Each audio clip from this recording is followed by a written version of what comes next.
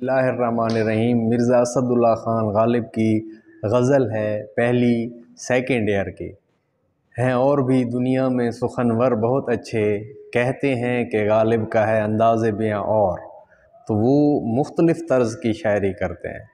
وہ جب اپنی داڑھی بڑھاتے تھے تو اپنے سر کے بال منڈوا دیتے تھے، ٹھیک ہے۔ اور جو شاعر پہلے انہوں نے جو ہے نا اسد تخلص کیا، یہ لاش بے کفن اسد خستہ جاں کی ہے، حق مغفرت کرے عجب آزاد مرتا۔ تو ایک چلتے پھرتے شاعر نے یہ تخلص استعمال کیا تو پھر انہوں نے غالب رکھ دیا۔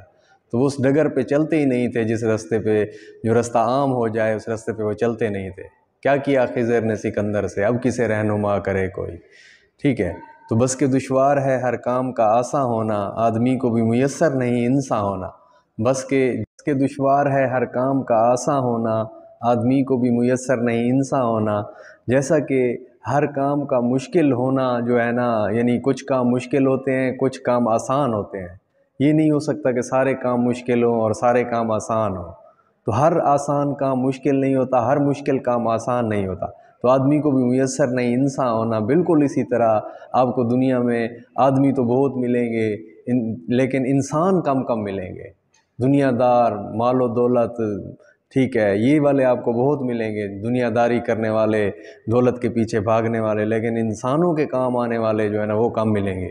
یہ پہلا سبق تھا کتاب خدا کا کہ ہے ساری مخلوق کنبہ خدا کا، وہی دوست ہے خالق دو سرا کا، خلائق سے ہے جس کو رشتہ ولا کا۔ یہی ہے عبادت، یہی دین و ایمان کہ کام آئے دنیا میں انسان کے انسان۔ آدمی بہت ملیں گے، انسان کم ملیں گے۔ انسان وہ ہے جو درد دل رکھنے والا ہے، زندہ وہی رہے گا جو لوگوں کے دلوں میں زندہ رہے گا۔ وائے دیوانگی شوق ہر دم مجھ کو، آپ جانا ادھر اور آپ ہی حیراں ہونا۔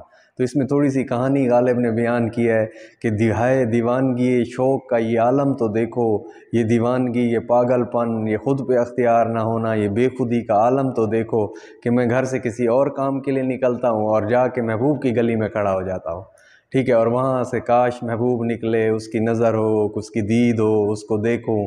تو یہ مطلب کہ غالب کے اوپر دیوانگی کا ایسا شوق ہے کہ وہ محبوب کے گھر میں پہنچ جاتا ہے، اس کی گلی میں پہنچ جاتا ہے، کوچہ جانا میں پہنچ جاتا ہے، لیکن اسے دیکھ نہیں پاتا۔ عشرت قتل گاہ اہل تمنا مت پوچھ، عید نظارہ ہے شمشیر کا عریاں ہونا۔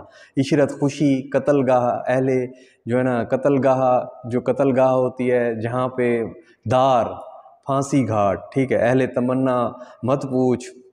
جب اہل عشق کو، اہل شوق کو لے جایا جاتا ہے پھانسی گھاٹ میں قتل ہونے کے لیے تو ان کی خوشی کا عالم مت پوچھو۔ عید نظارہ ہے شمشیر کا عریاں ہونا، کہ جب یہ تلوار نیام سے ایسے نکلتی ہے تو وہ اس میں چاند کی ایک جھلک دیتی ہے، جس طرح پہلی رات کا چاند ہوتا ہے، تو جب نکلتی ہے خوش ہوتے ہیں کہ آج ہم اپنے محبوب کے ہاتھوں جو ہے نا قتل ہو جائیں گے، اس دنیا سے چلیں۔ اس سے بڑھ کے خوشی کیا ہے؟ جان دی ہوئی اسی کی تھی، حق تو یہ ہے کہ حق ادا نہ ہوا۔ تو لیکن لوگ جان دینے سے ڈرتے ہیں، لیکن غالب اپنی گردن آگے پیش کرتے ہیں۔ لے گئے خاک میں ہم داغے تمنائے نشاط، تو ہو اور آپ بصد رنگ گلستاں ہونا۔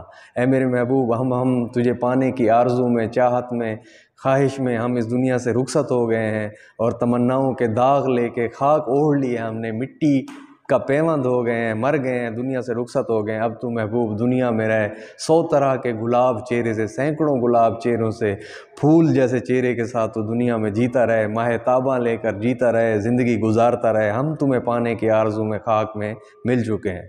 تو عشرت پارہ دل زخم تمنا کھانا، عشرت خوشی، دل کے ٹکڑے کو تب خوشی ملتی ہے، زخم تمنا کھانا جب آرزویں پوری نہیں ہوتی۔ لوگوں کی آرزویں پوری ہوتی ہیں تو پھر ان کو خوشی ملتی ہے، لیکن غالب کی جب نہیں ہوتی تو پھر خوشی ملتی ہے۔ یہ وہ ڈگر ہے، رستہ ہے جس سے ہٹ کے وہ چلتے ہیں۔ طاعون کی بیماری آئی، لوگوں نے کہا آپ شہر چھوڑ دو، تو انہوں نے کہا کہ جو کام دوسرے کرتے ہیں سارے مر رہے ہیں، مجھے کچھ نہیں ہوگا، اور وہ بچ گئے تھے۔ تو عشرت پارہ دل زخم تمنا کھانا، پارہ دل کی خوشی کا مت پوچھو، ٹھیک ہے، جب اس پہ آرزوؤں کے زخم لگتے ہیں، لذت ریش جگر گھر کے نمکداں ہونا۔ تو دل کے ٹکڑے کو تب خوشی ملتی ہے جب پورے کا پورا نمکدان اس کے اوپر الٹ دیا جائے۔ زخم کے اوپر تھوڑا سا نمک لگے تو انسان کو تھوڑی تکلیف ہوتی ہے، لیکن یہاں پہ پورے کا پورا نمکدان الٹ دو، پھر جا کے دل کو خوشی ہوتی ہے۔ یہ غالب کا انداز ہے، عشرت پارہ دل زخم تمنا کھانا، کہ آرزوؤں کے نہ پورے ہونے سے ان کے دل کے ٹکڑے کو خوشی ملتی ہے، اور جگر کے ٹکڑے کو تب خوشی ملتی ہے جب اس کے اوپر پورے نمکدان الٹا جائے۔ کی میرے قتل کے بعد اس نے جفا سے توبہ، ہائے اس زود پشیماں کا پشیماں ہونا۔ میرے مرنے کے بعد میرے محبوب نے کہا کہ آئندہ کسی پر ظلم نہیں کریں گے، آئندہ کسی کو نہیں ماریں گے، یہ تو بڑا تکلیف دہ عمل ہے، اس میں ایک آدمی پہلے ہی جا چکا ہے۔ تو کی میرے قتل کے بعد اس نے جفا سے توبہ، ہائے اس زود پشیماں کا پشیماں ہونا۔ اس جلد پچھتانے والے کا پچھتارا تو دیکھو کہ کب پچھتا رہا ہے ہماری جان لے کے۔ حیف اس چار گرا کپڑے کی قسمت غالب، جس کی قسمت میں ہو عاشق کا گریباں ہونا۔ عاشق کو اور تو کچھ میسر نہیں ہوتا، ہر بار اپنا گریبان پھاڑ ڈالتا ہے، یا جنگلوں کی طرف چل نکلتا ہے، یا صحراؤں کی طرف چل نکلتا ہے، ٹھیک ہے۔ تو یہ غالب کو افسوس ہو رہا ہے کہ وہ جو ہے نا اس کی کیا قسمت ہے جو عاشق کا گریبان ہے، جب اس کو کچھ موقع نہیں ملتا کرنے کا تو وہ اپنا بار بار گریبان پھاڑ ڈالتا ہے۔ تو یہ غالب کی جو ہے نا پہلی غزل تھی۔